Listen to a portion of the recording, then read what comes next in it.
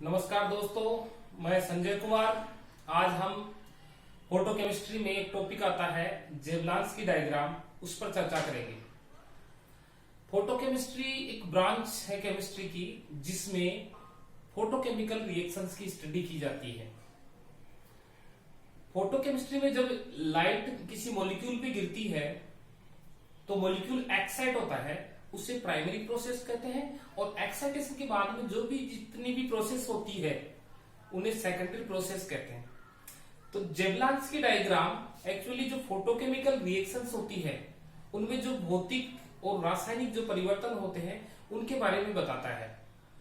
तो हम आपके सामने जेवलांस्की डायग्राम बना हुआ है, तो इसकी बात करते हैं। तो यहाँ कोई मॉलिक्यूल है, उससे समझाने से पहले मैं जेवलांस्की डायग्राम समझाने से पहले मैं सिंगलेट स्टेट और ट्रिपलेट स्टेट के बारे में बताना चाहूंगा आपको। सिंगलेट स्टेट क्या होती है कि जब दोनों इलेक्ट्रॉन एक ही कक्षक में हो या दूसरे कक्षक में हो लेकिन अपोजिट स्पिन के हो, तो उस स्थिति में जो कुल जो चक्रण है इसका टोटल स्पिन वो शून्य आता है। तो उस स्थिति में चक्रण बहुलता का मान 1 आता है। अगर किसी क्रम के लिए इसके लिए अगर चक्रण बहुलता का मान 1 आता है तो इसे सिंगलेट स्टेट कहते हैं।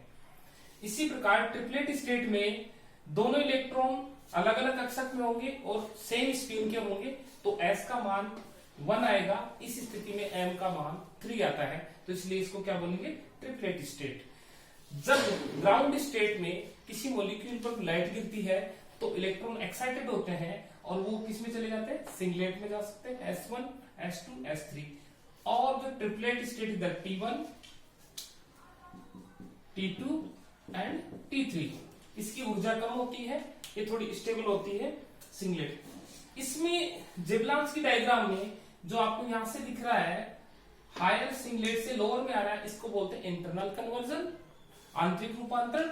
और सिंगलेट से जब सिस्टम कहा जाता है ट्रिपलेट में, इसको बोलते हैं ISC, इंटर सिस्टम क्रॉसिंग।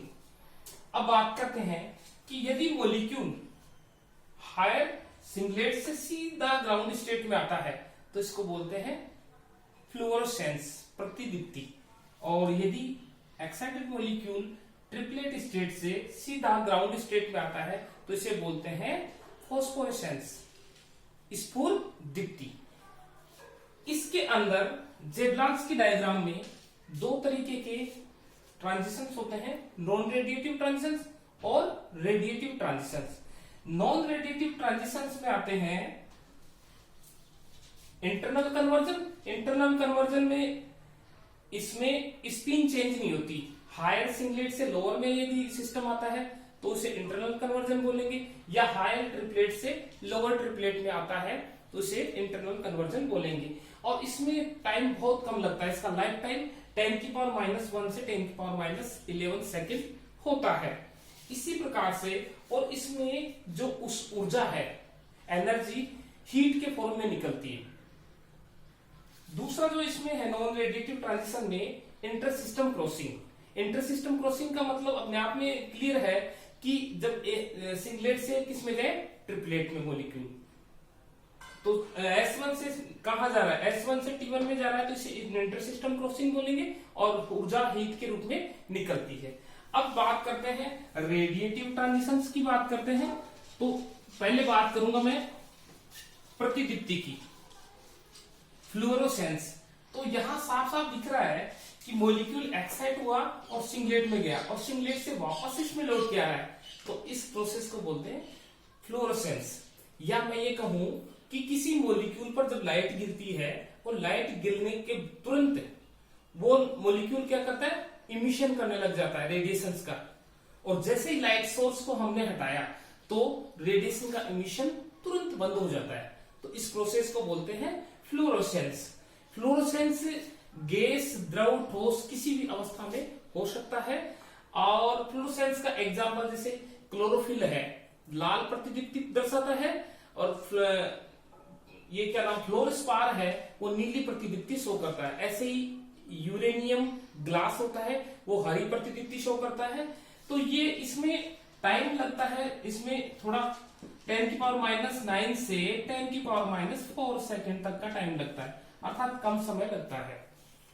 दूसरा जो इसमें ट्रांजिशन बात करें, मैं फॉस्फोरेसेंस स्फुरदीप्ति की बात करता हूं।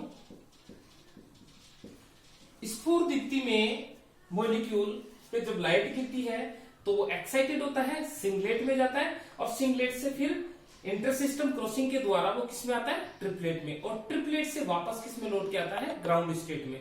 तो इस दौरान रेडिएशन का क्या होता है, इमिशन होता है।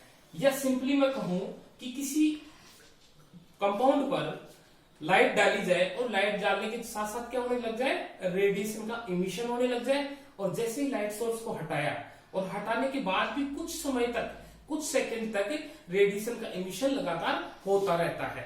तो इस प्रकार का जो फिनोमिना होता है उसे बोलते हैं स्फुरदीप्ति। स्फुरदीप्ति ज्यादातर सॉलिड कंपाउंड्स में, सॉलिड फॉर्म में जो कंपाउंड्स होते हैं वो ज्यादातर शो करते हैं, जैसे कैल्शियम, स्ट्रोंशियम, बेरियम के जो सल्फाइड्स होते हैं वो शो करते हैं सल्फाइड। और इसके अलावा जो माणक है, पन्ना है, एमराल्ड, ये सारे जो पत्थर वगैरह होते हैं ये भी स्फुरदीप्ति प्रदर्शित करते हैं। तो आपको समझ में आ गया होगा इसमें इंटरनल कन्वर्जन क्या है, स्फुरदीप्ति क्या है, प्रतिदीप्ति क्या है। तो ये जेवलांस्की डायग्राम का आउटलाइन है जो मैंने आपको समझाया है। Thank you.